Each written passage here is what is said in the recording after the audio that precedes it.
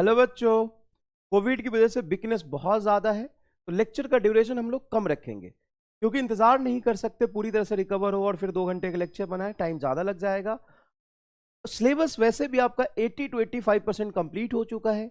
4-5 chapter छोटे छोटे से रह रहे हैं, जैसे alternating current, EM wave, modern physics, atom, nuclei, semiconductor. बहुत छोटे छोटे चैप्टर, ज़्यादा बड़े चैप्टर्स है नहीं। तो लेक्चर की ड्यूरेशन कम रखते हुए नंबर ऑफ लेक्चर बढ़ा देंगे। इससे दो फायदा होगा। अभी से नंबर लेक्चर्स आपको मिलना शुरू हो जाएगा तो सिलेबस आगे बढ़ने लगेगा और साथ साथ में आप रिवीजन भी कर सकते हैं, जो भी पैरेलल चैप्टर का आपको रिवीजन करना है।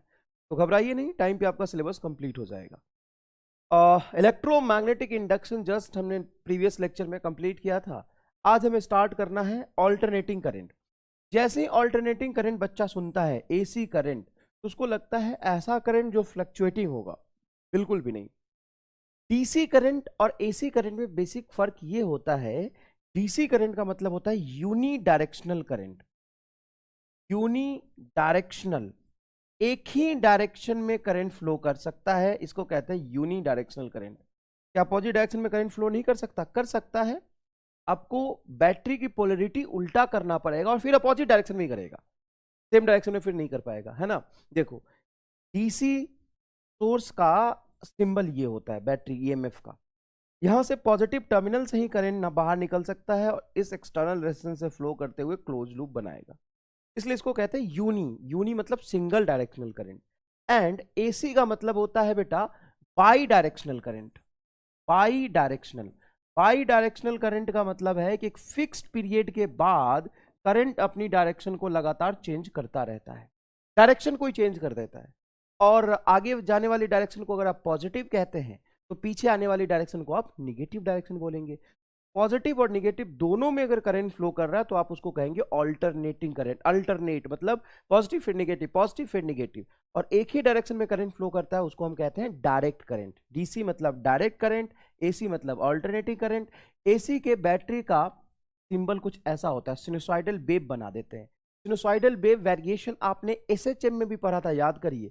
एसएचएम और वेव जो चैप्टर आपने कंप्लीट किया था, जिस तरीके से एक ऑसिलेटिंग पार्टिकल के डिस्प्लेसमेंट को आप इक्वेशन से रिप्रेजेंट करते हैं साइन के फंक्शन में, क्योंकि साइन एक पीरियोडिक फंक्शन होता है, उसी तरीके से करंट भी ये पीरियोडिक होता है। Alternating current is a periodic current.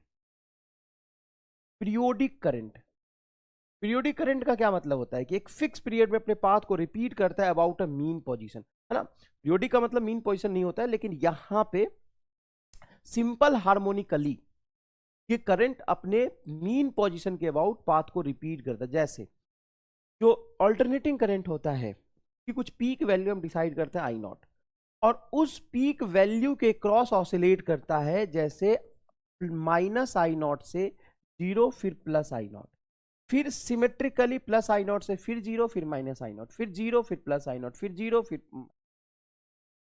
तो इस तरीके के फ्लक्चुएटिंग करंट जो बाई डायरेक्शनल जरूर हो उसको हम अल्टरनेटिंग करंट कहते हैं। डायरेक्ट करंट फ्लक्चुएटिंग हो सकता है, वेरिएबल डीसी सोर्स भी तो होता है, लेकिन डायरेक्शन उसका एक ही तरफ हो उसको हम डायरेक्ट करंट कहते हैं। यहां पे देखिए कुछ करंट्स मैंने बनाए हैं, इसमें आपको एसी और डीसी बताना है। देख के बता सकते हो, अगर करंट पॉजिटिव निगेटिव दोनों हो, दोनों डायरेक्शन में फ्लो करे तो एसी, एक ही डायरेक्शन में फ्लो करे तो डीसी। बताइए, साइन वेव जैसा लग रहा है, तुम्हें लग रहा होगा कि सर देखो ये एसी है क्या? नहीं, ये एसी बिल्कुल भी नहीं है, क्योंकि ये करंट वर्सेस टाइम में करंट पॉजिटिव डायरेक्शन में ही फ्लक्चुएटिंग मैनर में फ्लो कर रहा है, लेकिन है पॉजिटिव। तो ये हो जाएगा आपका डीसी करंट, डायरेक्ट। ये क्या है बोलो? ये भी डीसी। फुल वेव रेक्टिफायर जैसा ये फॉर्म है, आप पढ़ेंगे आगे फुल वेव रेक्टिफायर। सेमीकंडक्टर में आप पढ़ेंगे या पहले पढ़ चुके होंगे, कभी नाम सुना होगा कि फुल वेव रेक्टिफायर एसी से डीसी कन्वर्ट हो गया। देखो, जीरो से प्लस आई नॉट मान लो कुछ पीक करंट, फिर जीरो, फिर प्लस आई नॉट, फिर जीरो, फिर प्लस आई नॉट, फिर जीरो। ये पॉजिटिव हाफ साइकिल में ही चल रहा है, पॉजिटिव साइकिल में ही चल रहा है, निगेटिव में करंट नहीं जा रहा। ये बताइए, ये भी सर डीसी है, इसमें तो एकदम कांस्टेंट करंट फ्लो कर रहा। अच्छा, डीसी का मतलब ये नहीं हो कि निगेटिव करंट फ्लो नहीं कर सकता। ये देखिए, ये जो मैं ग्राफ बना रहा हूं, यहाँ पे करंट कैसा फ्लो कर रहा है, कुछ माइनस आई नॉट, लेकिन वो फिक्स निगेटिव करंट ही है, इसलिए ये क्या हो जाएगा? डीसी हो जाएगा। एसी का मतलब फिर क्या होता है? एसी का मतलब देखिए क्या होता है, यहां से करंट फ्लो करना शुरू किया, ये कुछ प्लस आई नॉट में फ्लो कर रहा है, जीरो से प्लस आई नॉट को गेन किया, फिर जीरो आया, फिर ऊपर पॉजिटिव में नहीं गया, फिर निगेटिव में माइनस आई नॉट तक करंट गया है, माइनस आई नॉट तक गया है, फिर जीरो आया, फिर पॉजिटिव साइकिल, फिर निगेटिव साइकिल, फिर पॉजिटिव साइकिल। इसको कहते हैं अपन ऑल्टरनेटिंग करंट, इसको कहते हैं ऑल्टरनेटिंग करंट। ये देखिए ये देखिए plus I not fix current flow कर रहा है, इसमें मैग्नीट्यूड कांस्टेंट है, मैग्नीट्यूड वेरी कहां कर रहा है, देखना जैसा ये ग्राफ है वैसा ही ये ग्राफ है, मैग्नीट्यूड कांस्टेंट है, लेकिन एक फिक्स पीरियड के बाद उतने ही मैग्नीट्यूड का, जैसे प्लस आई नॉट अगर है तो उतने ही मैग्नीट्यूड का minus I not current flow कर रहा है, मतलब निगेटिव करंट फ्लो कर रहा है, फिर plus I naught positive half cycle, फिर negative half cycle. Half cycle क्यों बोलते हैं, क्योंकि जितनी देर तक पॉजिटिव में फ्लो करा उतनी देर तक निगेटिव में फ्लो करा, निगेटिव हाफ साइकिल। तो ये हो गया आपका ऑल्टरनेटिंग करंट। इसको आप स्क्वायर एसी भी कह सकते हैं, हालांकि इस तरह के एसी का यूज हम लोग अपने सर्किट में नहीं करेंगे, ये समझने के लिए बस यूज तो सिनुसॉइडल एसी ही करते हैं, सिनुसॉइडल वेरिएशन एसी ही हम लोग, हमारे घर में यही करंट आता है, ये नहीं आता है ना। बनाने को एसी तो आप किसी भी तरह का बनाने, जैसे ट्रायंगुलर एसी भी बनता है, जीरो से कुछ प्लस आई नॉट तक जाएगा, देखिए बेटा प्लस आई नॉट तक जाएगा पीक वैल्यू तक। अरे जब वेरिएशन होगा तो कुछ पीक तक तो जाएगा ना, पर यहाँ तो नहीं हो रहा वेरिएशन, हाँ तो कोई बात नहीं, यहाँ पे कांस्टेंट एसी है, ये कांस्टेंट मैग्नीट्यूड का एसी है। तो जब कांस्टेंट है तो एसी का है, एसी का मतलब होता है बाई डायरेक्शनल, दोनों डायरेक्शन में करंट फ्लो करना चाहिए, उसको हम एसी। यहाँ देखिए इस तरह से करंट फ्लो कर, देखिए ये पॉजिटिव निगेटिव हाफ साइकिल में current flow, positive negative half cycle में करंट फ्लो कर, देखिए पॉजिटिव निगेटिव हाफ साइकिल में करंट फ्लो कर रहा है, ये क्या हो जाएगा एसी, इसको ट्रायंगुलर एसी भी कहते हैं, इसके बारे में हम बाद में बात करेंगे, ठीक है बेटा। नेक्स्ट देखिए पहले जो हम लोग करंट अभी तक पढ़े थे, जैसे फर्स्ट पेज ये था, सेकेंड पेज ये है, थर्ड पेज ये, पहले जो हम करंट पढ़ रहे थे वो डायरेक्ट करंट ही था, जो हमने करंट इलेक्ट्रिसिटी में या magnetic effect of electric current में या ईएमआई में जो करंट फ्लो कराया था वो सारा का सारा डीसी करंट था, डायरेक्ट करंट, एक ही तरफ करंट का डायरेक्शन था, हाँ भले ही मैग्नीट्यूड ज़्यादा या कम हो सकता था, लेकिन करंट का डायरेक्शन एक ही।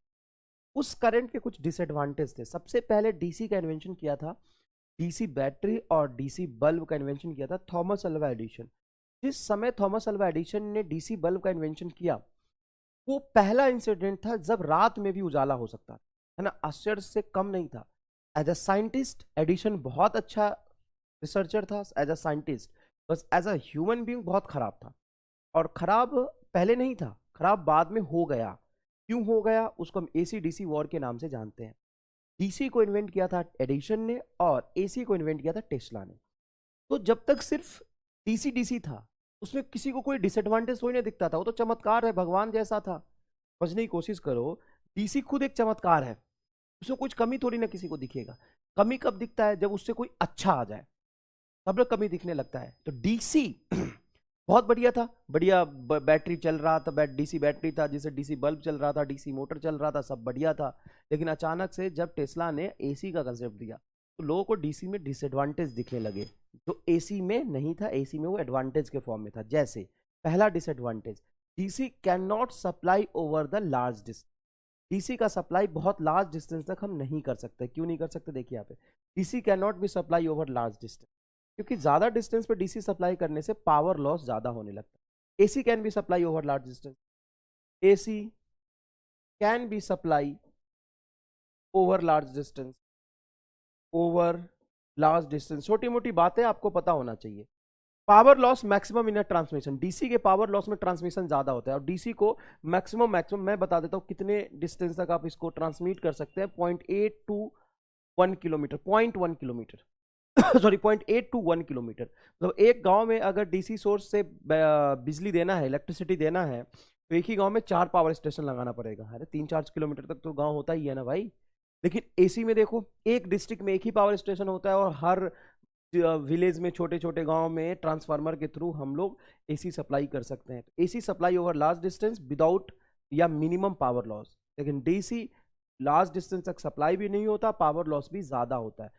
तीसरा एक और डिसएडवांटेज है, DC supply at a constant voltage, DC supply at a constant voltage.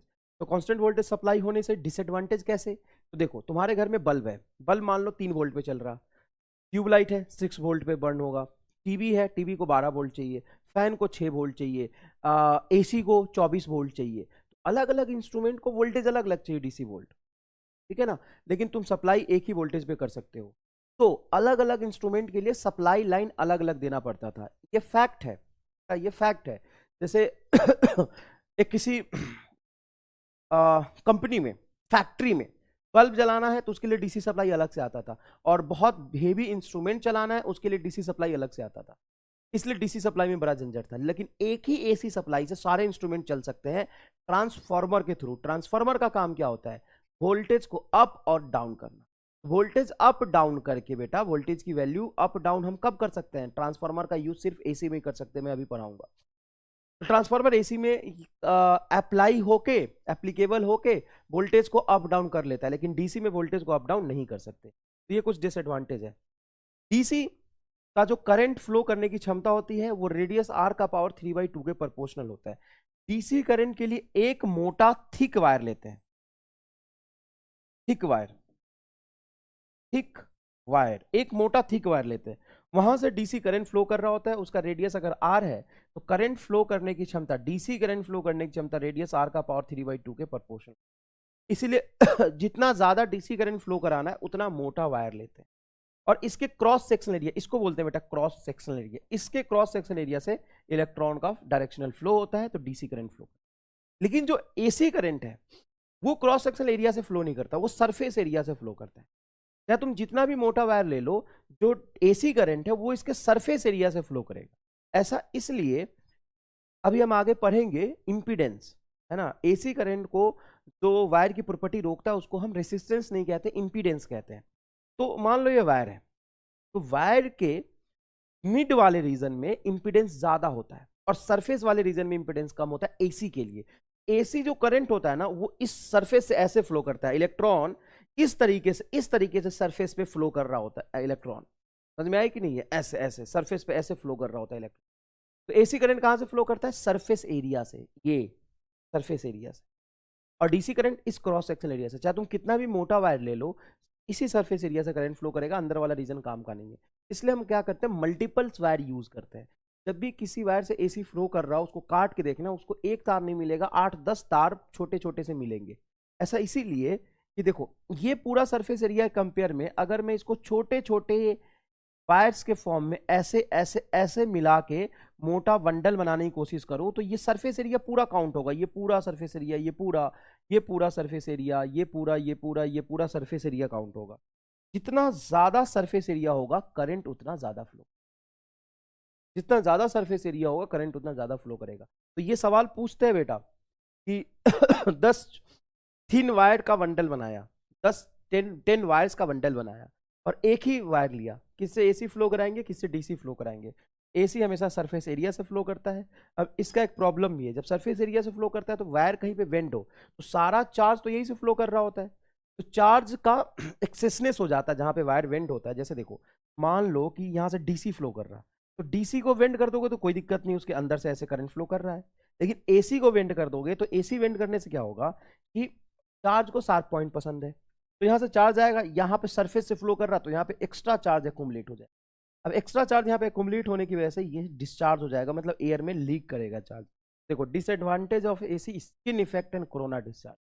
लेकिन एक इस डिसएडवांटेज के ऊपर कई सारे एडवांटेज थे, इसीलिए हम लोग फर्दर सप्लाई के लिए एसी को यूज करते हैं, क्योंकि एसी के बहुत सारे एडवांटेज है। क्या क्या है ये रहे, जो डीसी का डिसएडवांटेज है वो एसी का एडवांटेज है। अब बात आती है इसके मेजरमेंट की, एसी और डीसी के मेजरमेंट का। तो जब आप डीसी को मेजर करते थे, जहां पे एमीटर बनाया था, याद है? वोल्ट मीटर कैसे बनाया था? Moving coil galvanometer. Moving coil galvanometer पढ़ा कब था? Magnetic effect of electric current में मैंने मूविंग कॉइल गैल्वेनोमीटर पढ़ाया था। एक स्फीयर लिया था, एक हॉर्स मैग्नेट ले लिया था, स्फीयर में वायर लपेट दिया था, तो current carrying loop magnetic movement की तरह बिहेव करते हैं। एक current carrying loop, current carrying, याद कर लो एक बार और रिवाइज करा देता हूं। Current carrying loop magnetic dipole moment की तरह बिहेव करता है। मैग्नेटिक डाइपोल मोमेंट हो जाएगा उसका NIA, N मतलब number of loop, I current, A area, ये हो गया मैग्नेटिक डाइपोल मोमेंट। अब इसको मैग्नेटिक फील्ड में रख दोगे तो इस पर टॉर्क लगेगा। टॉर्क क्या होगा? PNIA, ठीक है साहब। इसमें magnetic field constant, number of loop तो चेंज हो नहीं सकता, एरिया तो चेंज हो नहीं सकता, चेंज क्या होगा, करंट। मतलब torque is directly proportional to theta, क्योंकि जितना ज्यादा टॉर्क लगेगा उतना घूमेगा, और उतना ही घूमेगा जितना करंट फ्लो करेगा, है ना। तो थीटा इज प्रोपोर्शनल टू क्या हो जाएगा, करंट। मूविंग कॉइल गैल्वेनोमीटर से हम क्या मेजर करते हैं, DC current. Moving coil galvanometer से क्या मेजर करते हैं हम, डीसी करंट। देखिए मूविंग कॉइल गैल्वेनोमीटर किस पे बेस्ड है, torque on a current carrying coil. देखो torque on a current carrying coil, only DC current can be measured, theta is proportional to I. देखो ये भी प्रूव कर दिया, थीटा क्यों प्रोपोर्शनल टू आई होता है। लीनियर स्केल, लीनियर स्केल कहने का मतलब ये है बेटा कि इसमें याद है मैंने जब पढ़ाया था तो एक इस तरह का स्केल बनाया था, जिसमें मैंने बोला था कि बीच में होता है 0, इधर होता है तेरा +1 +2 +3, इधर हो जाएगा -1 -2 -3। अब यहाँ पे एक एरो होता है जो डिफ्लेक्शन शो करता है। अगर करंट इस तरफ जा रहा है तो डिफ्लेक्शन आगे की तरफ होगा। देखो करंट की डायरेक्शन चेंज करने से टॉर्क की डायरेक्शन चेंज होगा, क्योंकि टॉर्क बराबर होता है बेटा m क्रॉस b। देखो ये m की वैल्यू रही और ये b, तो टॉर्क बराबर होता है m क्रॉस b। तो करंट की डायरेक्शन चेंज होने से टॉर्क की डायरेक्शन चेंज होगी। तो क्लॉक वाइज जब करंट आगे जाएगा तो इधर डिफ्लेक्शन शो करेगा, करंट जब पीछे आएगा तो इधर डिफ्लेक्शन शो करेगा। ये है मूविंग कॉइल गैल्वेनोमीटर। तो इसमें एसी क्यों नहीं मेजर कर सकता, ड्यू टू इनर्शिया। मैं लिख देता हूं पहले, AC cannot measure due to inertia. AC cannot measured, AC can't be measured due to inertia. क्यों, इनर्शिया की वजह से एसी क्यों नहीं मेजर हो सकता है, इसलिए मेजर नहीं हो सकता बेटा क्योंकि एसी का होता है कुछ फ्रीक्वेंसी, कुछ टाइम पीरियड। अभी तो बोला था फिक्स पीरियड के बाद अपनी डायरेक्शन को चेंज करेगा। तो एक सेकेंड में जितनी बार डायरेक्शन चेंज कर लेता है, जितनी ऑसिलेशन कंप्लीट करता है, उसको हम कहते हैं फ्रीक्वेंसी। इसकी फ्रीक्वेंसी होती है 100 हर्ट्ज। 100 हर्ट्ज का मतलब है कि एक सेकेंड में 100 ऑसिलेशन पूरा करेगा। 100 ऑसिलेशन पूरा करने का मतलब 200 बार अपनी करंट की डायरेक्शन को चेंज करेगा। एक ऑसिलेशन में 2 बार करंट की डायरेक्शन चेंज होती है। देख अगर सिनुसॉइडल की बात करूं तो एक ऑसिलेशन में पॉजिटिव में गया, फिर निगेटिव में गया, फिर दूसरे ऑसिलेशन में फिर पॉजिटिव गया, फिर निगेटिव गया। 2 ऑसिलेशन में कितनी बार डायरेक्शन चेंज हो गई, 4 बार। तो मेरी बात सुनना ध्यान से मेरी बात सुनना ध्यान से। जो करंट है जो करंट है उसकी फ्रीक्वेंसी 100 हर्ट्ज, मतलब एक ही सेकेंड में 100 बार पॉजिटिव में जाएगा और 100 बार निगेटिव में जाएगा। अब ये रहा तुम्हारा यहाँ पे ऐसे ऐसे गोला लपेटा होता है, याद करो मूविंग कॉइल गैल्वेनोमीटर पढ़ाया था, इसमें ऐसे वायर लपेटा होता है। तो करंट आगे गया और तुरंत पीछे आएगा। जैसे करंट आगे गया तो टॉर्क आगे लगेगा, तो इस तरफ डिफ्लेक्शन होना चाहेगा। इधर डिफ्लेक्शन होने के लिए कॉइल मूव करना ही चाहेगा, तभी बोलोगे कि नहीं नहीं पीछे चलो। तभी पीछे जाना चाहेगा, तभी बोलो नहीं नहीं आगे चलो। और ये काम तुम एक ही सेकेंड में 100 बार करोगे। तो आगे जाओ, नहीं नहीं पीछे जाओ, आगे आगे जाओ, नहीं नहीं पीछे, आगे आगे जाओ, नहीं नहीं पीछे जाओ। अरे यार, तो इनर्शिया की वजह से कहीं नहीं जाएगा। इसीलिए ड्यू टू इनर्शिया, अरे भाई एक ही सेकेंड में उसको बोलो 100 बार आगे 100 बार पीछे, तो डिफ्लेक्शन क्या दिखाएगा भाई, ऐसे ऐसे इतना तेज ऑसिलेट करने की कोशिश करेगा कि तुमको रेस्ट में ही दिखाई देगा। इसीलिए हम लोग एसी मेजर नहीं कर सकते। तो एसी मेजर करे क्यों, तो किसी एक वायर में करंट फ्लो करा के उसमें हीट डेवलप कराते हैं। और हीट जितना ज्यादा डेवलप हो रहा है, इसका मतलब एक सेकेंड में जितना ज्यादा हीट डेवलप होगा, इसका मतलब है कि करंट की वैल्यू उसमें उतनी ज्यादा रही होगी। और उस कंसेप्ट पे बेस्ड हमने इंस्ट्रूमेंट बनाया जिसका नाम दिया हॉट वायर एमीटर। क्या नाम दिया बेटा, हॉट, देखो हॉट वायर एमीटर। ये हीट लॉस पे बेस्ड होता है हीट लॉस पे बेस्ड होता है। एसी डीसी बहुत कैन बी मेजर्ड। अरे भाई हीट लॉस एसी और डीसी दोनों से ही हो सकता है। इसमें हीट लॉस का जो फॉर्मूला होता है वो क्या होता है, I² R/T। रेसिस्टेंस और टाइम, एक सेकंड में हीट लॉस देखना है मुझे, तो एक सेकंड में जितना ज्यादा हीट लॉस होगा डिफ्लेक्शन उसके करस्पॉन्डिंग होगा, और heat loss proportional to I²। तो यहाँ से deflection is proportional to I² आ जाएगा। और इसकी वजह से जो स्केल बनेगा वो नॉन लीनियर स्केल बनेगा। नॉन लीनियर स्केल का मतलब ये है बेटा, नॉन लीनियर स्केल का मतलब ये है, चिंता मत करो, 1-2 दिन में अपन रफ्तार में आ जाएंगे। थोड़ा स्लो लग रहा होगा आज। जैसे मान लो यहाँ पे 0 है, इधर 1 एम्पियर है, तो 1 एम्पियर के लिए डिफ्लेक्शन 1 रेडियन है।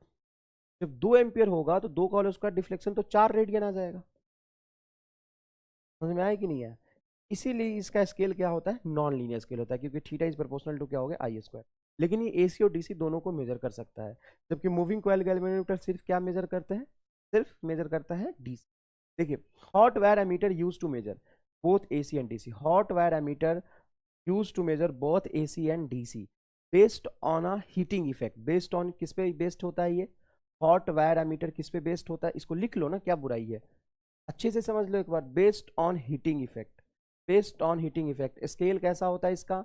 नॉन लीनियर स्केल होता है। ये एसी और डीसी दोनों मेजर कर सकते हैं। In alternating currents the AC meter read, असल में ये कौन सा करंट रीड करता है, ये भी बहुत इंपॉर्टेंट बात है। एसी के करंट का वेरिएशन होता है, इसमें 4 करंट डिफाइन हो जाते हैं। पहले से भी थोड़ा पढ़ा लिखा हो तो ध्यान से सुनो।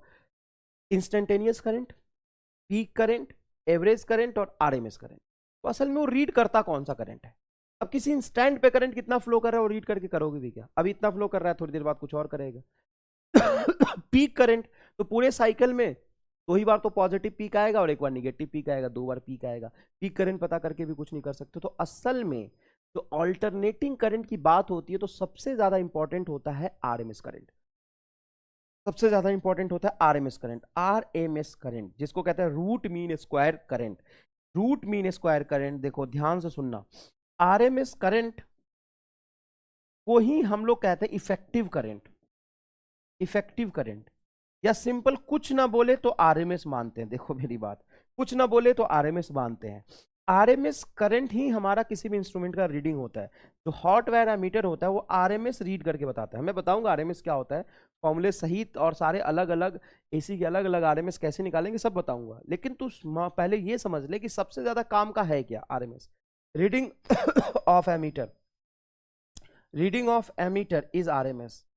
समझ में आया कि नहीं आया? सबसे ज्यादा इंपॉर्टेंट क्या होता है? आरएमएस। क्यों होता है मैं बताऊंगा, चिंता मत करो, थोड़ी तो धीरे धीरे बताओ। देखो अब अल्टरनेटिंग करंट की बात करते हैं। तो अल्टरनेटिंग करंट के फंक्शन को कैसे रिप्रेजेंट करेंगे? तो मेन जो अल्टरनेटिंग करंट आपको पढ़ना है ना वो सिनुसॉइडल ही पढ़ना है। स्क्वायर वेव वाला तो बहुत आसान है, क्या है? कांस्टेंट करंट आई नॉट कुछ देर तक फ्लो करेगा, फिर constant current minus I naught flow करेगा। मेन वेरिएशन वाला जो एसी है वो ये रहेगा, I is equal to I naught sine omega T plus phi, जिसके बारे में आप कई चैप्टर में पहले पढ़ चुके हैं। एसएचएम में पूरा पढ़ा तो था यार। I is equal to I naught sine omega T का क्या मतलब होता है बताओ?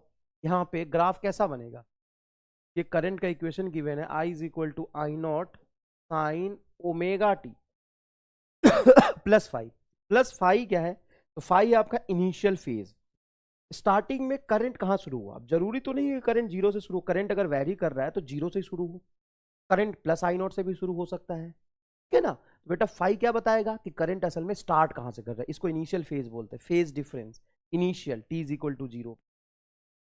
If five is equal to zero, अगर मैं फाइव को जीरो रख दूं तो ये परफेक्ट साइन ओमेगा टी का इक्वेशन बनेगा। और साइन ओमेगा टी का मतलब है कि ग्राफ तुम्हारा यहां से शुरू, और वही सर पाई बाई टू रख देते तो ग्राफ पीक से शुरू होता।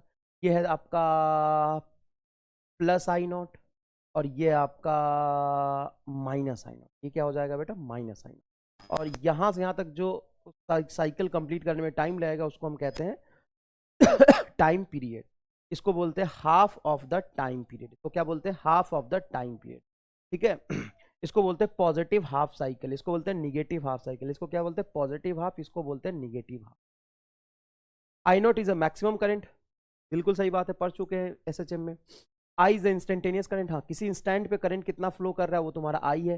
ये हर इंस्टेंट पे अलग अलग करंट फ्लो करेगा। देखो ना, ये इस इंस्टेंट पे ये करंट है, इस इंस्टेंट पे करंट की वैल्यू ये है, इस इंस्टेंट पे करंट पीक है, इस इंस्टेंट पे फिर करंट जीरो हो गया, इस इंस्टेंट पे निगेटिव पीक है, इस पे फिर से करंट क्या हो गया? जीरो हो गया।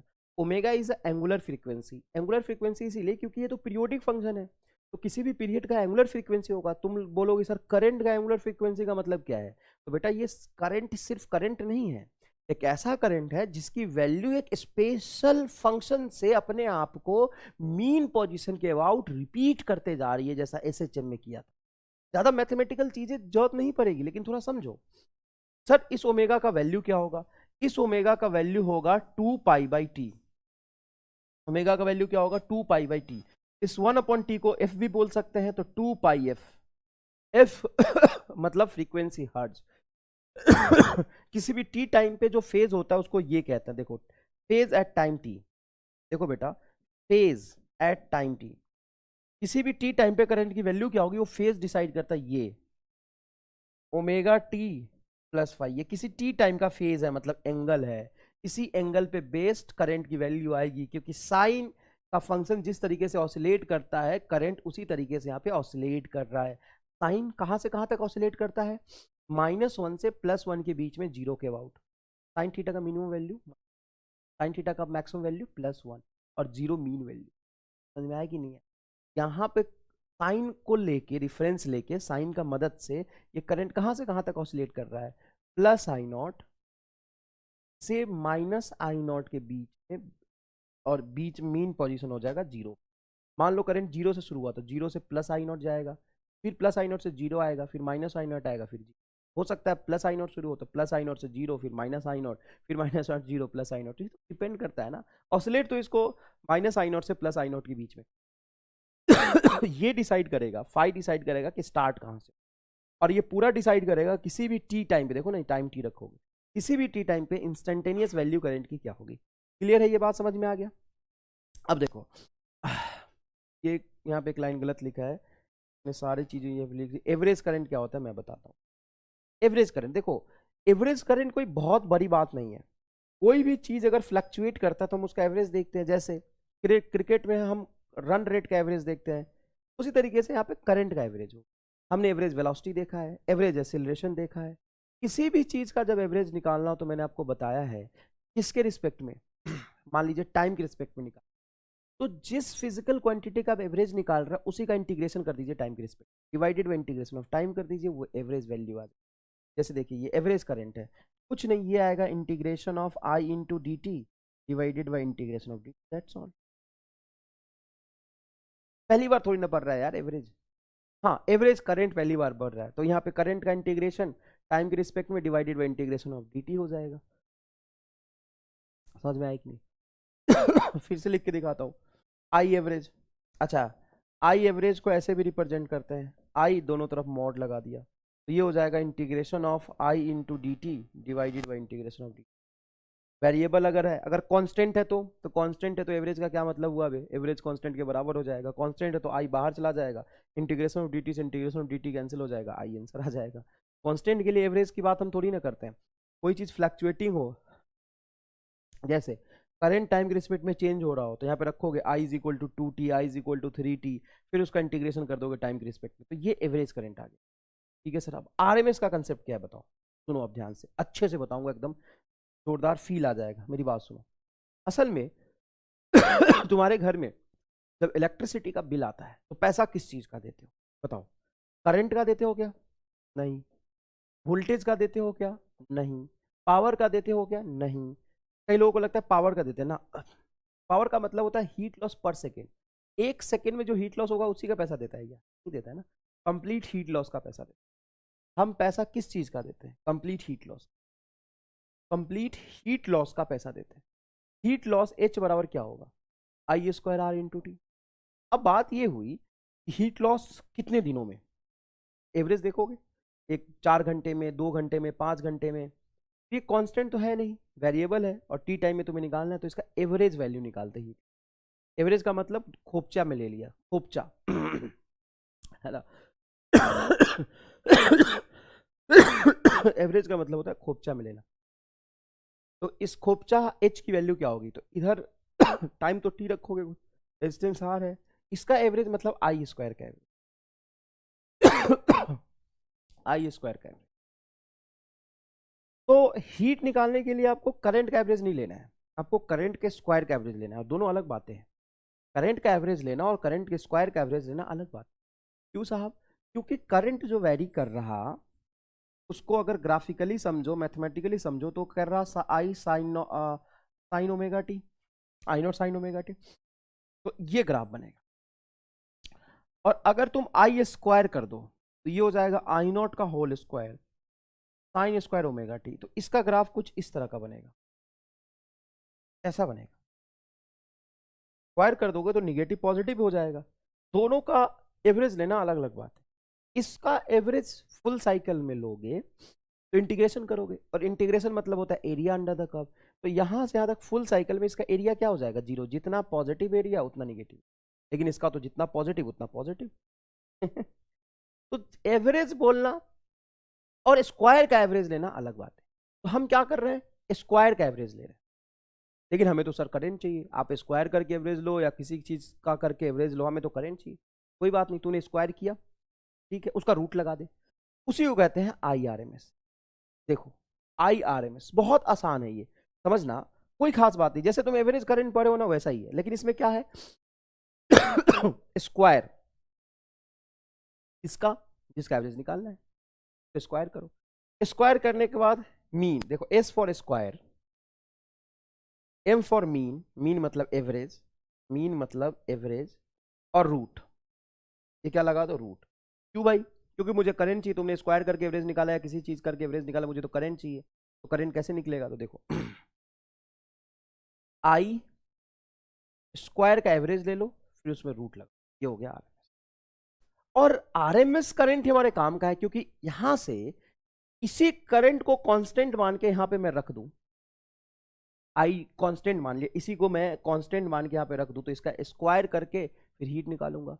तो कांस्टेंट करंट की वजह से टी टाइम में जितना हीट लॉस होता है, एसी के आरएमएस की वैल्यू वहां पे रख दो। आरएमएस देखो, जैसे यहां पे क्या है बेटा मॉड खोपचा करके मतलब एवरेज निकाल के रूट कर दिया है, मतलब यहां पे जब मैं हीट निकालूंगा तो हीट क्या होता है? हीट लॉस होता है आई स्क्वायर आर टी। तो जब मैं आई आर एम एस रखूंगा, आई आर एम एस का whole square R into t, या आई डी सी का whole square R into t, I R M S का होल स्क्वायर, तो इसका होल स्क्वायर रखूंगा, तो इसका होल स्क्वायर का रखूंगा तो ये root cancel, I mod of I square into R t. मतलब जब एसी करंट फ्लो कर रहा होता है तो एसी के आरएमएस वैल्यू को रख के जो हीट लॉस निकालोगे उतना ही हीट लॉस एसी से होता है। तो हमारे सबसे ज्यादा काम का क्या हो गया कि आरएमएस करंट कितना, काम का क्या होगा? आरएमएस करंट कितना। तो कुछ भी ना लिखा हो तो हम बोलेंगे कि वो आरएमएस है। जैसे लिख दिया 10 एम्पियर करंट फ्लो कर रहा है, तो जैसे 10 एम्पियर करंट कौन सा कम, 10 एम्पियर करंट, क्योंकि 4 तरह का करंट हमारे पास होता है। मैं लिख देता हूं इंस्टेंटेनियस, कभी नहीं पूछा जाएगा तुमसे इंस्टेंटेनियस करंट, तो पूछते ही नहीं कभी। हाँ, 2-4 सवाल मैथमेटिकल बेस्ड हो जाते हैं, सर्किट एनालिसिस में इंस्टेंटेनियस नहीं पूछ। पीक ये पूछ लेते हैं कभी कभी, peak current, instantaneous current I, peak current I not, average current, ये तो एकदम बकवास है, क्योंकि एसी के लिए फुल साइकिल में एवरेज करंट की वैल्यू हो जाती है 0। और एक होता है आरएमएस करंट, आरएमएस करंट को ही हम लोग कहते हैं reading of ammeter, effective current, सबसे ज्यादा इंपॉर्टेंट यही होता है इफेक्टिव करंट।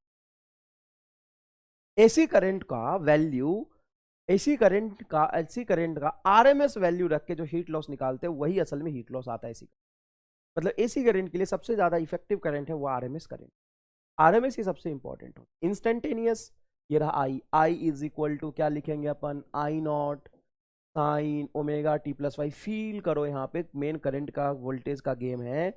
ये कौन सा इंस्टेंटेनियस, ये कौन सा पीक। एवरेज क्या है? एवरेज होता है integration of I into d t divided by integration of D T. RMS क्या होता है? आरएमएस क्या होता है? आरएमएस का मतलब बताया मैंने, स्क्वायर कर दो, करंट का आरएमएस निकाल रहे हो तो उसका स्क्वायर कर दो और खोपचा लगा दो और सॉल्व कर लो। जैसे तुम आई का एवरेज निकाल दो, आई स्क्वायर का एवरेज निकाल लो और फिर लास्ट में रूट लगा दो, ये हो जाएगा तुम्हारा आई आर, ये क्या हो जाएगा आपका आई आर एम एस। तो चलिए यहां पे एक बार हम निकालते हैं, I is equal to I naught sine omega T से ही बात करते हैं, इसका ग्राफ बनाएंगे तो ये ग्राफ बनेगा I is equal to I naught sine omega T का ग्राफ हमने टी के रिस्पेक्ट में बनाया, ओमेगा टी के रिस्पेक्ट में नहीं बनाया। कई बार हम ग्राफ बनाते हैं ना तो साइन थीटा वर्सेस थीटा बनाते हैं, ये साइन थीटा वर्सेस थीटा नहीं है, I naught sine theta, theta के जगह पे ओमेगा टी पूरा है, सिर्फ टी लिया मैंने। हाँ, इसका जो पीक है वो ऑब्वियस सी बात है प्लस आई नॉट से लेकर के माइनस आई नॉट के बीच में ऑसिलेट कर, ठीक है बेटा। अब सुनना, एवरेज करंट, तो एवरेज मतलब इंटीग्रेशन, जिसका आपको एवरेज लेना है उसी का आप इंटीग्रेशन कर दो, तो आई की वैल्यू क्या है? I naught sine omega t into d t divided by integration of d.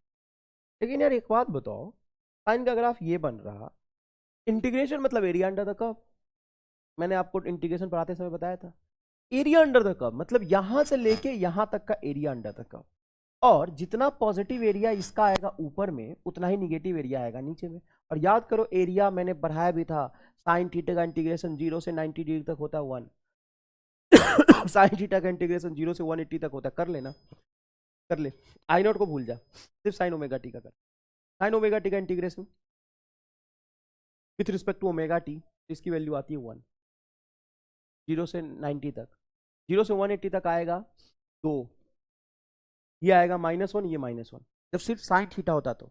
लेकिन यहाँ पे आई नॉट साइन थीटा है, तो सबसे पहली बात ये आएगा प्लस आई नॉट,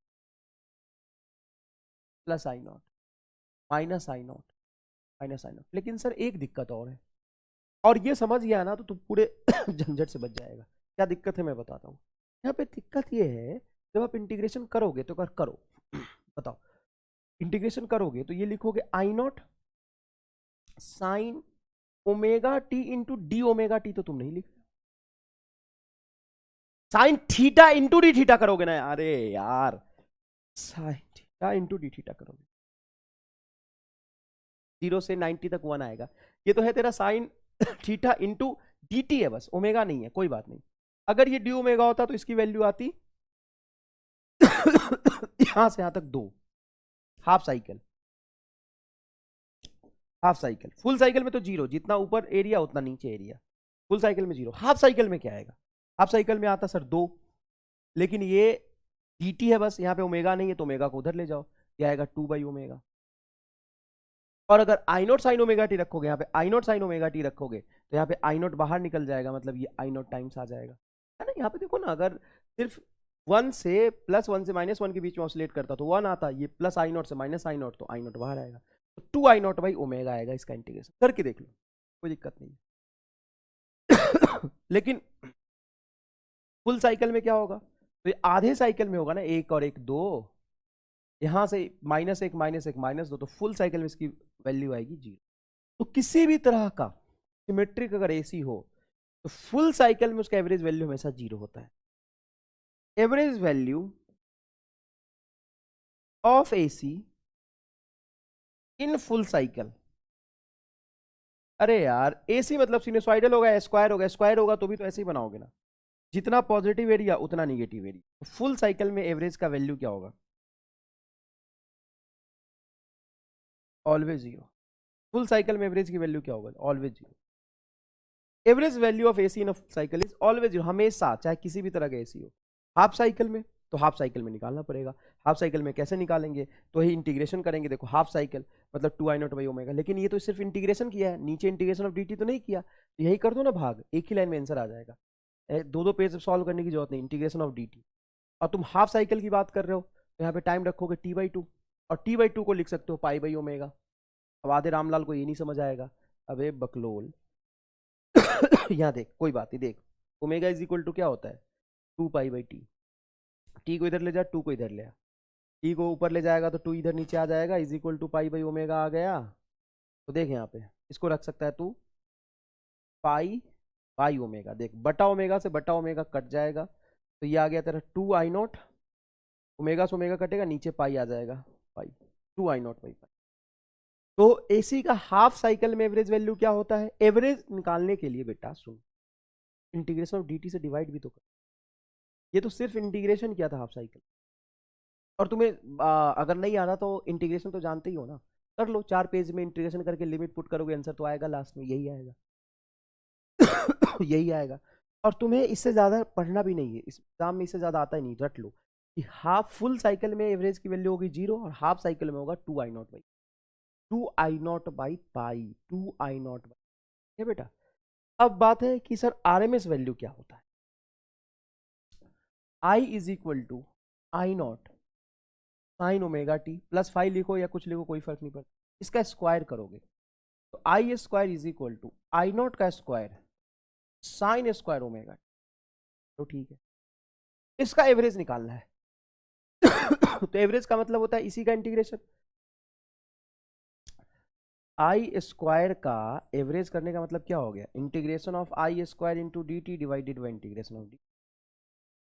i² की वैल्यू ये रही, i0 का होल स्क्वायर बाहर चला जाएगा तो पीक है ना, कांस्टेंट है, integration of sine square omega t into integration of D t divided by integration of D. ठीक है साहब। अब हाफ साइकिल में करो या फुल साइकिल में करो वैल्यू सेम आएगी, क्योंकि जैसे तूने स्क्वायर किया तो ग्राफ कुछ ऐसा बनेगा, ये हाफ साइकिल और ये फुल साइकिल। तो यहाँ से यहाँ तक जैसा वेरिएशन है, यहाँ पे जो पैटर्न है आगे भी वही पैटर्न बन रहा है। यहाँ से यहाँ तक का देखो या यहाँ तक का देखो, एक ही बात है, कोई चेंज नहीं आएगा, कोई चेंज नहीं आएगा, सेम है। ठीक है सर। तो फुल साइकिल के लिए देखते हैं 0 से t तक। अब जब इसका इंटीग्रेशन करोगे, है ना, जी साइन स्क्वायर ओमेगा टी का जब इंटीग्रेशन करोगे, तो एक चीज देखो कि साइन स्क्वायर ओमेगा टी को तुम लिखोगे जैसे आई नॉट का होल स्क्वायर बाहर आ गया, 2 से मल्टीप्लाई 2 से डिवाइड कर दो तो 2 आ जाएगा एक एक्स्ट्रा नीचे, 2 से multiply 2 sign square omega T होता है बेटा 1 minus cos 2 omega t into D divided by integration of D T. अब सुनो, जब अभी इंटीग्रेशन करोगे इधर डी टी, तो cos 2 ओमेगा टी का फुल साइकिल में इंटीग्रेशन हो जाएगा 0, क्योंकि फुल साइकिल में कर रहा हूं मैं, क्योंकि आरएमएस की वैल्यू फुल साइकिल में करो या हाफ साइकिल में करो सेम आता है। फुल साइकिल में करो या हाफ साइकिल में करो सेम आता है। और फुल साइकिल में cos 2 ओमेगा टी हो या cos ओमेगा टी हो या sin ओमेगा टी हो, ये वैल्यू मैंने यहाँ पे लिखा है, देखो मैं आपको बता देता हूँ। साइन ओमेगा टी का एवरेज वैल्यू या कॉस ओमेगा टी का एवरेज वैल्यू फुल साइकिल में होता है 0। Sign omega t into cos omega T, ये तो 2 से मल्टीप्लाई कर दोगे तो ये बन जाएगा साइन 2 ओमेगा टी। देखो बेटा, अंदर में थीटा में 2 से गुना करना या 2 से मल्टीप्लाई करना, इन सब बातों से कोई फर्क नहीं पड़ता। जैसे मैं लिखूं कॉस 2 ओमेगा टी प्लस 5, इसका एवरेज वैल्यू क्या होगा 0। कोई भी लीनियर ट्रिगोनोमेट्रिक फंक्शन, मतलब उसका स्क्वायर नहीं किया है, अंदर में 2 थीटा लिखो या 3 थीटा लिखो, इससे कोई फर्क नहीं पड़ता। लेना मैं लिखता हूं, जैसे देख साइन 2 थीटा, साइन थीटा लिख या 2 थीटा लिख, अंदर में 2 थीटा करने से क्या फर्क पड़ता है। एवरेज वैल्यू फुल साइकिल में 0 होगा, क्योंकि ये मीन पोजीशन के अबाउट जितना प्लस में जाएगा उतना माइनस में जाएगा, तो total area under the curve full cycle में क्या हो जाएगा 0। ये सारी फुल साइकिल की बात हो रही सारी फुल साइकिल की बात हो रही। और साइन ओमेगा 2 थीटा क्या होता है, sign theta into cos theta. Sign theta into cos theta की बात करो या सिर्फ साइन ओमेगा टी की बात करूँ, साइन थीटा की बात करूँ, कॉस थीटा की बात करूँ, देखिए सबकी फुल साइकिल में एवरेज वैल्यू क्या हो जाता है 0। हाफ साइकिल में क्या होता है, तो हाफ साइकिल में होता है 2/पाई। सिर्फ साइन ओमेगा टी है तो I naught sine omega T होगा तो 2i0/पाई, यही तो आंसर आ गया, है ना। तो देख फिर से मैं लिख रहा हूं, एवरेज वैल्यू जैसे ही लिखा फुल तो 0। एवरेज वैल्यू सिनुसाइडल की बात कर रहा हूं मैं, एवरेज वैल्यू जैसे ही लिखा हाफ साइकिल मतलब 2i0/पाई, हाफ साइकिल की ही वैल्यू होती है 2i0/पाई, ठीक है ना। अब साइन स्क्वायर ओमेगा टी तो देखो साइन स्क्वायर ओमेगा टी का एवरेज वैल्यू आएगा हाफ, और कैसे आएगा चलो यहां दिखाता हूं मैं। कॉस स्क्वायर ओमेगा टी का भी एवरेज वैल्यू क्या होता है, हाफ लिख देता हूं। इसको याद रख लेने वाली बात है ये, क्यों बार बार इंटीग्रेशन करते फिरोगे। कैसे आ रहा है हाफ, देखो यहाँ पे मैं दिखाता हूँ। साइन स्क्वायर ओमेगा टी में मैंने 2 से मल्टीप्लाई और 2 से डिवाइड किया तो ये बना 2 साइन स्क्वायर ओमेगा टी, और 2 साइन स्क्वायर ओमेगा टी को लिख सकता हूं मैं 1 minus cos 2 omega t into d T. Full cycle में कॉस 2 ओमेगा टी का एवरेज वैल्यू क्या हो जाएगा 0, तो बचेगा सिर्फ यहाँ पे 1 इंटू डी। तो देखना बड़ा प्यार से, बड़ा आराम से, आई नॉट का होल स्क्वायर बाई 2, पता यहाँ पे क्या बचेगा, इंटीग्रेशन ऑफ dt। अरे dt बचा, यहाँ पे 1 ही बचा, इसका फुल साइकिल में इंटीग्रेशन करूंगा तो 0 ही आएगा, नीचे इंटीग्रेशन ऑफ dt कट गया तो ये आया। तो ये क्या आया सर, ये आई स्क्वायर का एवरेज आया। हाफ या फुल दोनों में सेम आएगा क्योंकि स्क्वायर किया, ठीक है। क्या ये आरएमएस करंट आ गया ना, ये तो आई स्क्वायर का एवरेज है। तुम्हें आरएमएस की वैल्यू मैंने क्या बताई थी, आरएमएस का वैल्यू बताया था कि पहले स्क्वायर करो फिर उसका एवरेज ले लो फिर रूट लगा दो, तो इसका रूट लगा दो। इसका जैसे रूट लगाओगे, या सिंपल सी बात करो ना, यहाँ पे खोपचा ऑफ आई स्क्वायर देखो, खोपचा ऑफ आई स्क्वायर की वैल्यू रख दो, तो खोपचा ऑफ आई स्क्वायर की वैल्यू रखोगे रूट अंडर आई नॉट का होल स्क्वायर बाई 2, तो ये आ जाएगा तेरा आई नॉट बाई रूट। ये रख लो बेटा, बहुत ज्यादा मैथमेटिक्स हो गया, यस से ज्यादा नहीं हो। और ये क्या रटो तुम, ये रटो ना यार कि साइन ओमेगा टी का या कॉस ओमेगा टी का या sign omega t into cos omega T हो या साइन 2 ओमेगा टी हो या कॉस 2 थीटा हो या sign theta into cos theta हो, सबकी फुल साइकिल में एवरेज वैल्यू होती 0, और स्क्वायर होते ही एवरेज वैल्यू होती हाफ। तो ये तुम्हें अगर याद है तो आंसर यही लिख लेता, ये सब जाने की जरूरत ही नहीं थी, यही लिख लेता। देख आई का आई स्क्वायर किया, एवरेज लगा तो इसका एवरेज वैल्यू क्या हो जाएगा हाफ, तो आई नॉट का होल स्क्वायर बाई 2, और यहाँ पे रूट लगा दो तो आरएमएस आ जाएगा, तो I naught by root 2 is answer. यहाँ पे तो मैं करके दिखाया, वैसे करने की इतनी खास जरूरत थी नहीं, ठीक है साहब, करने की खास जरूरत थी नहीं। इधर देखिए सवाल, the voltage of domestic AC is 220 volt, what does it represent. देखो सिर्फ मैंने आपको बोला था कि सिर्फ 220 लिखा हो, तो सिर्फ 220 का मतलब है वो आरएमएस है। रूट मीन वोल्टेज, देखो रूट मीन स्क्वायर वोल्टेज, हाँ root mean square voltage, RMS root mean square RMS, root mean square voltage. सिर्फ वैल्यू लिखा हो तो हमेशा वो आरएमएस होता है। अच्छा इक्वेशन के साथ लिखा हो ऐसे लिखो v is equal to 220 sine omega T, तो ये पीक है, तो ये पीक है, तो ये पीक है। सिर्फ 200 लिखा हो तो आरएमएस है, और साइन के इक्वेशन के साथ लिखा हो तो पीक है, याद रखिएगा। जैसे देखिए the equation of alternating voltage v is equal to 100 root two sine 100 pi t. क्या लिखा है इक्वेशन बताओ, इक्वेशन लिखा है v is equal to 100 root two sine 100 pi t, ये इक्वेशन लिखा है। The RMS value of voltage and frequency will be, बहुत बढ़िया, छोटा छोटा सवाल, यहां से फील करने वाली बात है। देखो इसका अगर मैं एवरेज पूछ दूं आपसे, कुछ ना बोलूं तो कुछ ना बोलूं और एवरेज पूछूं तो समझना फुल साइकिल की बात, और एसी का फुल साइकिल में एवरेज क्या हो जाएगा 0। एवरेज वोल्टेज बोलो साइन ओमेगा टी है, तो फुल साइकिल में इसका एवरेज क्या हो जाएगा 0।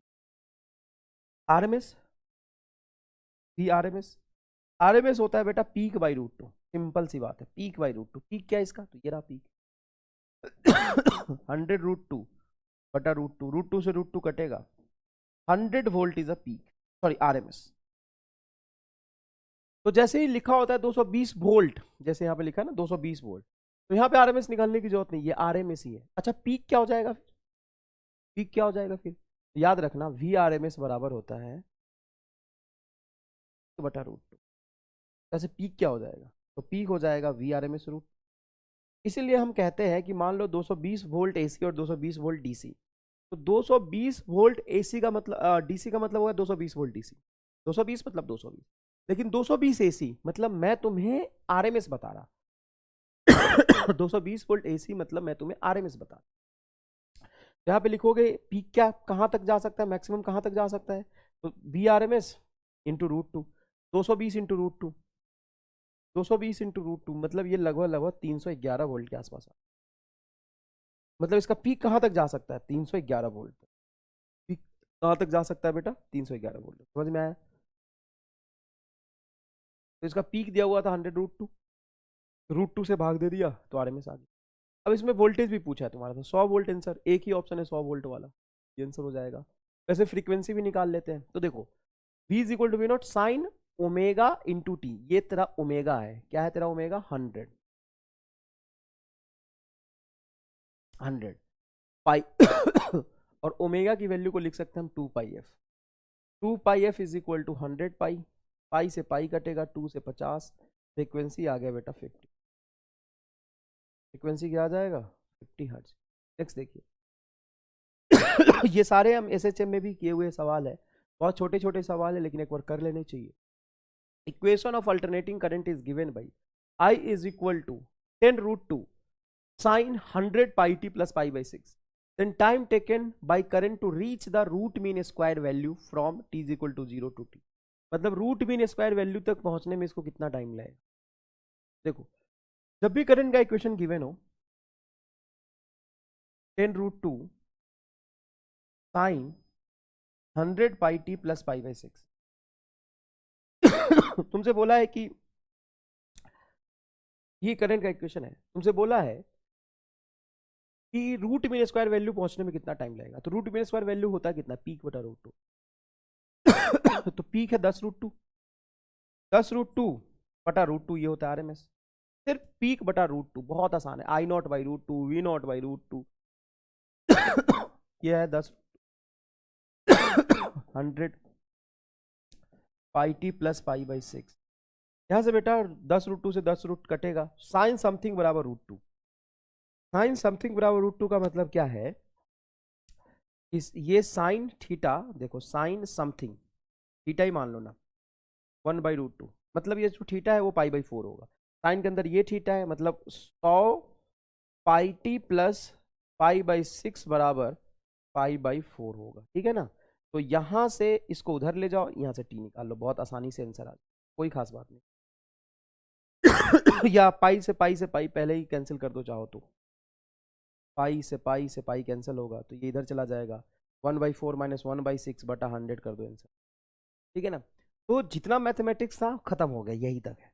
इससे ज्यादा मैथमेटिक्स एसी में आगे कहीं यूज नहीं, और बिना मैथमेटिक्स में पूरा एसी पढ़ा दूंगा। देखो इतना तो जरूरी है यार, एक दो इंटीग्रेशन तो करना पड़ेगा ना, IRMS क्या होता है, एवरेज क्या होता है, इन सबको तो समझना पड़ेगा ना थोड़ा सा। अब मैथमेटिक्स पूरा खत्म है।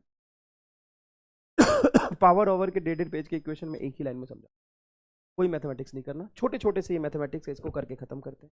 इन an AC circuit the current expressed as इतना, और ये एग्जाम में नहीं पूछे जाता है, ये बस फील के लिए है कि सिनोसाइडल वेरिएशन से हम डील कैसे करें। In this circuit the current rises from 0 to peak value in time, 0 से पीक तक जाने में कितना टाइम लगेगा, 0 से पीक तक, तो ये तो इंस्टेंटेनियस करंट बताता है ना। आई बराबर ये तेरा है पीक 100 साइन 200 πt, तो तुमसे पूछेगा कि 0 से एवरेज तक जाने में कितना टाइम लगता है, 0 से RMS जाने में कितना टाइम लगता है, 0 से पीक तक जाने में कितना टाइम लगता है। तो ये इंस्टेंटेनियस करंट है, यहाँ पे रख दो, जो कह रहा है वो पीक कह रहा है तो पीक रख दो, 100 बराबर 100 साइन 200 πt, 100 से 100 कटेगा, साइन थीटा बराबर 1 तो थीटा होना चाहिए π/2, तो ये आ जाएगा 200 πt बराबर π/2, पाई से पाई कटेगा, t बराबर 1/400, 1/400 सेकेंड आंसर ये आ गया। वो अभी यही करना था। नेक्स्ट देखो, the phase difference between current and voltage in AC circuit is π/4। If the frequency of AC is 50 hertz then the phase difference is equivalent to the time difference. देख भाई, ये भी मैंने बेब में ड्राइव कराया था, है ना, यूनिटरी मेथड से ड्राइव कराया था, फिर से करके दिखा देता हूँ। यहां से यहां तक मान लो कोई वेव बना है, तो यहां से यहां तक वेवलेंथ हो गया तुम्हारा लैम्डा, ठीक है ना। और टाइम यहां से यहां तक टाइम का डिफरेंस क्या होगा, पूरा टी, एक वेव फॉर्म कंप्लीट करने में टाइम टी लगता है। और एंगल कितना हो गया 2π, तो ऐसे लिख सकते हो टी टाइम में टोटल कितना एंगल चल लेता है 2π। एक यूनिट टाइम में, एक यूनिट टाइम में कितना एंगल चलेगा, तो 2π/t एक यूनिट टाइम में। टी टाइम में कितना एंगल चल रहा है 2π, तो डेल्टा टी टाइम में कितना एंगल चलेगा, angle angle delta t time में एंगल की बात कर रहा हूं मैं। एक यूनिट टाइम में है एंगल, देखो टी टाइम में टोटल एंगल है, पूरा लिख देता हूं नहीं तो कंफ्यूज हो गए। In time t, in time t angle या phase travelled is 2π, phase is 2π। Phase in unit time, phase in unit time में बहुत इजी है, टी टाइम में 2π तो एक यूनिट टाइम में होगा 2π/t। तो delta 5 phase in delta t time is equal to 2π/t into delta t. एक यूनिट टाइम में होता है 2π/t, तो डेल्टा टी टाइम में कितना फेज होगा, तो 2π/t इंटू डेल्टा टी। ये अगर रिलेशन तुम्हारा फेज डिफरेंस और ये टाइम डिफरेंस। इसी तरीके से मैंने रिलेशन यूनिटरी मेथड से और निकाला था। ये एक ही सवाल ऐसा पूरे एसी में बनता है, चिंता करने की जरूरत नहीं है। याद करो, delta phi is equal to 2π/λ into delta x. याद है, डेल्टा एक्स तेरा पाथ डिफरेंस हो गया। और इसको डायमेंशनली भी याद रख सकते हो, एंगल का कोई डायमेंशन नहीं होता। देखो टाइम से टाइम कटेगा, एंगल बराबर एंगल। यहाँ पे देखो लेंथ से लेंथ कटेगा, देखो ये पाथ लेंथ है और ये वेव लेंथ है, ठीक है ना। तो अब इसको यूज करके सॉल्व कर लो, सवाल पढ़ो सॉल्व हो जाएगा। π/4 फेज डिफरेंस है, फेज डिफरेंस π/4, मतलब ये तुम्हारा डेल्टा फाई π/4 दे दिया। And if the frequency of the AC is 50 hertz, तो टाइम पीरियड निकाल सकते हो, फ्रीक्वेंसी पता है तो। then the phase difference is then the phase difference is equivalent to the, हाँ ये phase difference equivalent to the time difference delta t पूछा है ना। कर देता हूँ सॉल्व में, देख delta t is equal to delta phi by 2π into 1/t रहने थे। 1/t को ही अपन फ्रीक्वेंसी कहते हैं, 1/t को यहाँ पे 50 हर्ट्ज लिख सकता हूँ। डेल्टा टी इंटू 50 बराबर फेज डिफरेंस है तेरा pi by 4 into 2 pi. Pi से पाई कैंसिल होगा, ये 4 मल्टीप्लाई टू 8 और 50 नीचे। डेल्टा टी आ जाएगा बेटा 1/50 इंटू 8, 8 पे 40 नीचे 1/400 मिली सेकेंड के आसपास आंसर मान लो। तो ये हमने पढ़ा हुआ है, ये कोई खास और नया चीज नहीं है। ये देखिए the peak value of an alternating EMF E is equal to unit sine omega t is 10 volt and the frequency is 50 hertz, है ना। तो इक्वेशन ही बना लो, E is equal to peak तो उसने बोल दिया 10, तो ई नॉट को 10 रखो, 10 साइन फ्रीक्वेंसी 50 है तो 2 पाई एफ होता है फ्रीक्वेंसी, तो एफ के जगह पे रख दो 50 into t. At t is equal to इतना second the instantaneous value of the EMF, तो E is equal to 10 sine 2 pi को रख सकते हो तुम 50 मल्टीप्लाई टू 100 पाई। टी की वैल्यू बोलो, टी की वैल्यू है 1/600, तो टी की वैल्यू रख दो 1/600, क्या गया। तो यहां से 00 से ये 00 कटेगा, पाई बाई 6, और साइन पाई बाई 6 का मतलब होता है हाफ। तो ये 5 वोल्ट आंसर, हाफ तो 5 वोल्ट आंसर आ जाएगा, कोई खास बात नहीं है। ये देखिए time equivalent for a 50 hertz sinusoidal alternating current to change its value from 0 to RMS value. The time equivalent for a 50 hertz sinusoidal alternating current to change its value from 0 to RMS value। RMS value तक जाने में कितना time लगता है, तो घबराना नहीं है। देखो इक्वेशन देखो, I is equal to I naught sine omega t. अब 0 से RMS तक जाने में कितना टाइम लगेगा, तो RMS का मतलब होता है I naught by root two, instantaneous को रख दो I naught by root two, और इस तक जाने में जो टाइम लगेगा वहीं तो RMS पहुंचने में टाइम है, क्योंकि RMS रखा आई नॉट से आई नॉट कैंसिल हो गया। साइन ओमेगा टी 1/√2 मतलब ओमेगा टी बराबर आएगा पाई बाई 4। ओमेगा टी बराबर आएगा पाई बाई 4। ओमेगा की वैल्यू को रख दो 2 pi by T, 1/t 2 pi F, F की वैल्यू 50 रख दो, इंटू स्मॉल टी बराबर पाई बाई 4। तो पाई से पाई कैंसिल हो गया, टी बराबर आ जाएगा बेटा 100, 1/400 क्या।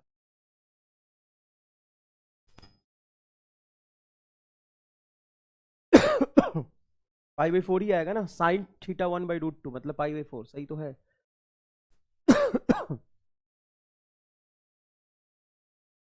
1/400 ही आ जाएगा ना, 2.5 into 10 to the power -3। Next देखो, ये वेव फॉर्म बना है, इसका आरएमएस और एवरेज लिखना है। देखो ये तो वही सिनुसॉइडल है, इसका एवरेज बोलो फुल साइकिल में, फुल साइकिल में मतलब जितना एरिया ऊपर उतना एरिया निगेटिव 0। एवरेज बोलो हाफ साइकिल में, खोपचा मतलब एवरेज, हाफ साइकिल में एवरेज बोलो 2I0 बाई पाई, और आई आरएमएस बोलो, आरएमएस हो जाएगा I0 बाई √2। कितना आसान है, कोई खास बात नहीं। अब हाफ वेव रेक्टिफायर और फुल वेव रेक्टिफायर में पूछ ले, लॉजिकली मैं समझा रहा हूं देखना। इसमें अगर फुल साइकिल में एवरेज में देखूं, अच्छा चलो पहले हाफ साइकिल का एवरेज देखते हैं। एवरेज तो जैसा वेव फॉर्म ये है हाफ साइकिल में, वैसा ही वेव फॉर्म यहाँ है। एवरेज तो हाफ साइकिल का वही रहेगा 2I0 बाई पाई, चेंज ही नहीं होगा। इसके पूरा सिनुसॉइडल वेव फॉर्म है, उसका एवरेज बोलो, हाफ या फुल, हाफ का। पूरे सिनुसॉइडल के हाफ का एवरेज मतलब आगे से कोई मतलब नहीं, यही तक एवरेज देख रहा हूँ और यही तक इसका एवरेज देखूंगा। कंप्लीट वेव फॉर्म तो ये बनाना, ये ऐसे गया और ऐसा, ऐसा गया और ऐसा, ऐसा गया और ऐसा, कंप्लीट वेव फॉर्म ये। इसका हाफ साइकिल में 2I0 बाई पाई। अच्छा फुल साइकिल में देखो, तो फुल साइकिल में देखोगे तो टाइम तो डबल हुआ, लेकिन करंट तो 0 है, अगले साइकिल में करंट तो इतना ही रहा, तो जस्ट इसका आधा हो जाएगा I0 बाई पाई। और आरएमएस कितना होगा, तो आरएमएस के लिए भी यहाँ पे देखो तो करंट है ही नहीं, तो फुल साइकिल में जब आरएमएस देखोगे, आरएमएस तो बेटा जैसे यहाँ से आधा, एवरेज में सिंपल इंटीग्रेशन करते हैं, यहाँ से यहाँ तक देखो ये T/2 है और ये T है। आधे साइकिल तक करंट, आधे साइकिल में करंट नहीं था, तो टाइम तो डबल, यहाँ तक इंटीग्रेशन करूंगा लेकिन करंट तो यहीं तक है, इसलिए आधा हो गया था। अब यहाँ पे क्या करना है, हमें हमें स्क्वायर करना है, तो स्क्वायर तो यहीं तक होगा, इधर तो करंट है ही नहीं, लेकिन टाइम तो यहाँ तक लूंगा, फिर रूट लगाऊंगा तो √2 टाइम्स कम हो जाता है, तो ये हो जाएगा बेटा I0 by √2 full cycle complete AC का, और हाफ वेव एसी का √2 से कम कर दो, इसको 2 से भाग दिया, देखो 2 आई नॉट बाई पाई, 2 से भाग दिया तो आई नॉट बाई पाई, इसको √2 से भाग दे दो तो √2 इंटू √2 2 हो जाएगा आई नॉट बाई 2। यहाँ पे चलो इसका एवरेज बोलो, हाफ या फुल दोनों में सेम ही आएगा, जैसा हाफ का वेरिएशन वैसा फुल का। ये हो जाएगा आपका 2 I naught by pi, 2 I naught by pi तो होगा यहाँ से यहाँ तक। अच्छा आर एम एस बताओ, R M S I naught by √2, इसका आर एम एस लो या इसका आर एम एस लो, एक ही बात है। फर्क यही पड़ा ना कि ये निगेटिव में है ये पॉजिटिव में, लेकिन स्क्वायर करके हम आर एम एस लेते हैं तो इसका भी आर एम एस क्या हो जाएगा आई नॉट बाई √2, इसका भी आर एम एस हो जाएगा I naught by square wave तो और आसान है, मान लो आई नॉट है, ये माइनस आई नॉट है तो जब इसका इंटीग्रेशन करोगे फुल साइकिल में, फुल साइकिल में तो आएगा 0, हाफ साइकिल में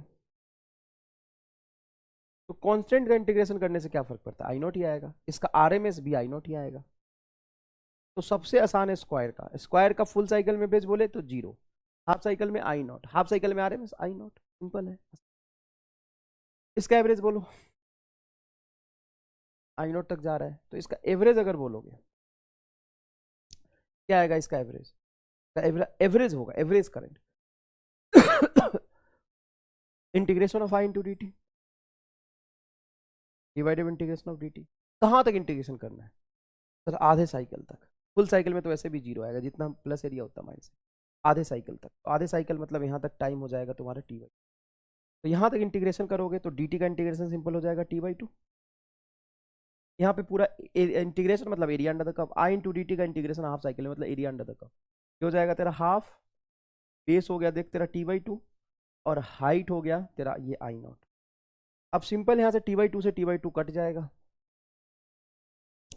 टी बाई 2 से ये देखो टी बाई 2 कट जाएगा, ये आ गया तेरा आई नॉट बाई 2, तो बिल्कुल सही बात है, इसको डायरेक्टली मैं लिख सकता था आई नॉट बाई 2, कैसे, जब भी लीनियर वेरिएशन हो, देखो ना लीनियरली स्ट्रेट लाइन वेरी कर रहा है, जब लीनियर वेरिएशन हो तो एवरेज का मतलब होता है इनिशियल प्लस फाइनल बाई 2 तो इनिशियल देखो यहाँ पे 0, फाइनल आई नॉट तो 0 प्लस आई नॉट बाई, इस तरह के सवाल एक दो और, जैसे फाइंड एवरेज करंट, जैसे I is equal to I naught sine omega T plus 5/6, find average current, cycle नहीं दिया तो फुल साइकिल में मानेंगे। अब फुल साइकिल में एवरेज निकालना है, फुल साइकिल में एवरेज निकालना, इसका एवरेज कैसे निकलेगा, इसका एवरेज निकलेगा यहाँ पे इस पूरे का एवरेज निकाल दो, आई का एवरेज मतलब इसका एवरेज, 10 कांस्टेंट है बाहर रहेगा, साइन ओमेगा टी प्लस 5/6। अब सुनना मेरी बात ढंग से, साइन खोपचे के अंदर साइन रख दो या साइन ओमेगा टी प्लस π/2 रखो, कुछ भी रखो, इससे फर्क यही पड़ेगा ना कि इसका स्टार्टिंग पॉइंट कुछ और होगा लेकिन साइकिल तो कंप्लीट बनेगा। 5/6 का मतलब क्या है, ग्राफ ऐसा बनेगा, देख ग्राफ ऐसा बनेगा।